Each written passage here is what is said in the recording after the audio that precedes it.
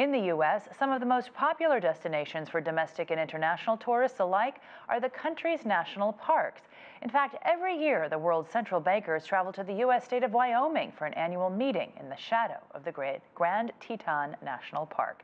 CGTN's Sean Callebs was able to see for himself what the big attraction is. They come for the beauty and the adventure, delivered to the rugged northwest corner of Wyoming in planes, trains, and automobiles. But the ride doesn't stop there.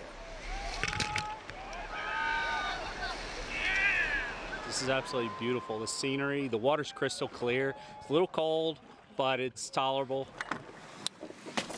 People just want to flock to the river. Oh my God! Bud Chatham has 2 whitewater rafting companies that take legions of people down the Snake River each year. The word of mouth gets out there because the way it is now is the way it was 50 years ago, 100 years ago, and it's the way it's going to be 100 years from now.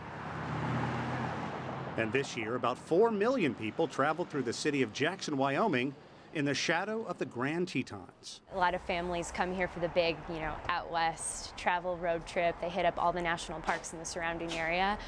Grand Teton National Park and Yellowstone are just, a hop and a skip away from us. They roll through in RVs and tour buses, a way for people overseas to take in a slice of Americana. You also see, people from outside of the U.S., and when they think of, I want to experience cowboys, true America, Wild West, they always think of Wyoming. So much to see, wilderness, wildlife, and so much to do.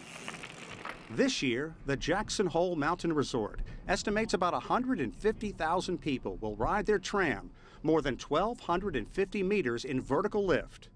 The amazing thing about this region, there is virtually no summer advertising. It is the reputation that brings visitors to this area. You'll see a lot of people starting their vacation or making a stopping point here to spend a day to enjoy the Teton Mountains and be outside. Far more tourists visit the region in the summer than the winter. But resorts make most of their money in the winter, when these mountains are covered with snow for skiers and snowmobiles. But future economic growth could very well be in the warm months. We want people to be fit, be well, and grow their experiences in the mountains. This is our first little rapid. It's probably the most affordable way of seeing this country. All the towns that are kind of outside national parks are really able to kind of benefit from that aspect of it. Absolutely best vacation ever. Sean Callebs, CGTN, Jackson Hole.